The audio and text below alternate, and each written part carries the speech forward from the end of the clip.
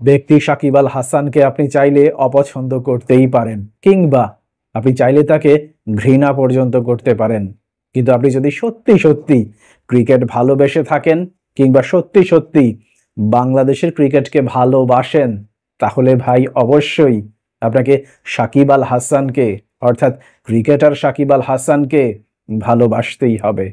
বিশেষ করে যেভাবে তিনি যুগের পর যুগ নিজের পারফরমেন্স দিয়ে অগণিত ভক্তকুলের মনের মণিকোঠায় পৌঁছে গিয়েছেন, তাতে করে সাকিব আল হাসানকে ভালোবাসা ছাড়া ভিন্ন কোনো উপায়ই নেই।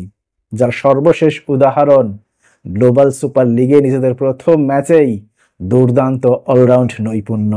প্রথমে ব্যাটিং করে অনবদ্য একটা অর্ধশতকের দেখা পেলেন, পরবর্তীতে মাত্র 13 রানের বিনিময়ে 4টি উইকেট শিকার করে প্রতিপক্ষ দলকে রীতিমতো একাই গুড়িয়ে দিলেন।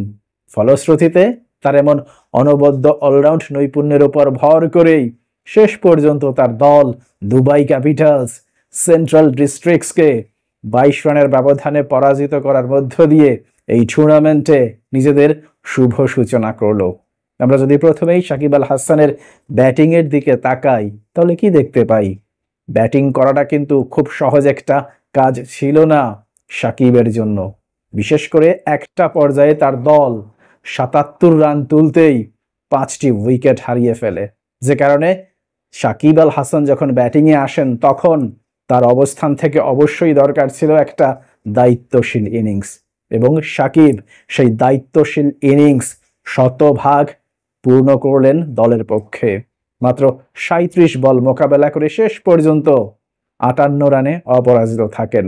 তার এই দুর্দান্ত ইনিংসে 7টি চারের মার ছিল এবং একটি ছক্কার মার ছিল, অর্থাৎ 156.75 স্ট্রাইক রেটে শেষ পর্যন্ত 37 বল মোকাবেলা করে 58 রানে অপরাজিত থাকেন।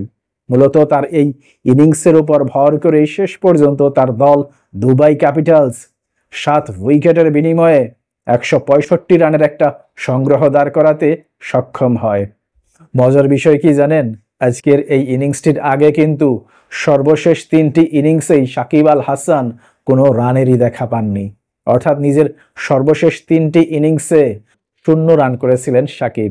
অর্থাৎ সেই শূন্যের হ্যাট্রিক থেকে যেভাবে আজকে অপরাজিত 50-র দেখা পেলেন, তাতে করে সাকিব আল হাসানকে অবশ্যই আপনার স্যালুট দিতে হবে।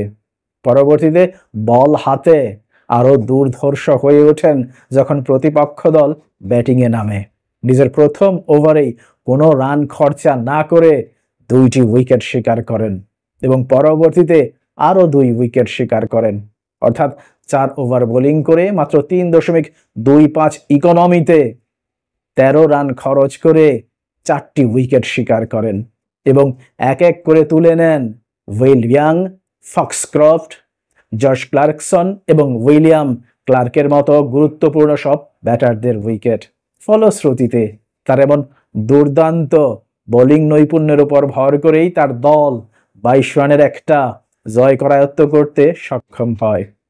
আজকের এই 4 উইকেট শিকারের মধ্য দিয়ে স্বীকৃত টি-20তে সাকিব আল হাসানের উইকেট সংখ্যা দাঁড়ালো 497, অর্থাৎ আল্লাহ তাআলা চাইলে খুব শীঘ্রই টি-20 ক্রিকেটে হয়তোবা 500 উইকেটের মাইল ফলক স্পর্শ করবেন সাকিব আল হাসান।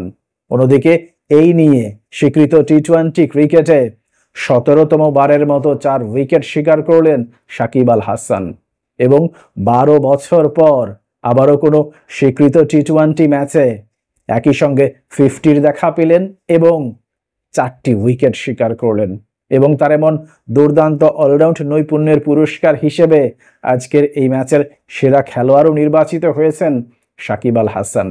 তবে মজার বিষয় কি জানেন? আজকে যেভাবে দুর্দান্ত পারফরমেন্স করলেন সাকিব, এই ম্যাচে কিন্তু তার খেলারই কথা ছিল না, এমনকি এই টুর্নামেন্টেই তার খেলার কথা ছিল না। বিশেষ করে কেশব মহারাজ যদি সুস্থ থাকতেন, যদি ফিট থাকতেন, তাহলে কিন্তু সাকিব আল হাসান এই টুর্নামেন্টে অংশগ্রহণ করতে পারতেন না।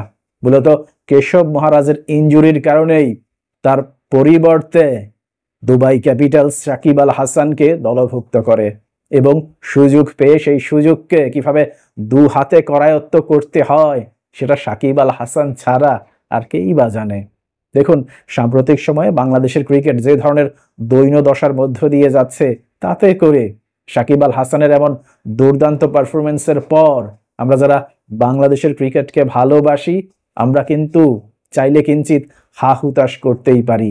একজন সাকিব আল হাসান যদি বর্তমান সময়ে বাংলাদেশ দলে থাকতো, তাহলে হয়তোবা আমাদের দলটা এত বেশি ছন্নছাড়া হতো না এবং আরো খানিকটা গোছানো ক্রিকেট খেলতে পারতো। প্রিয় দর্শক, আজকে যেভাবে দুর্দান্ত প্রত্যাবর্তন ঘটলো সাকিব আল হাসানের, তাতে করে সাকিব আল হাসানের এই দুর্দান্ত পারফরমেন্স নিয়ে আপনার কোনো মন্তব্য কিংবা মতামত থাকলে অবশ্যই তা কমেন্ট বক্সে লিখে জানান। ভালো থাকবেন সবাই। আল্লাহ হাফিজ।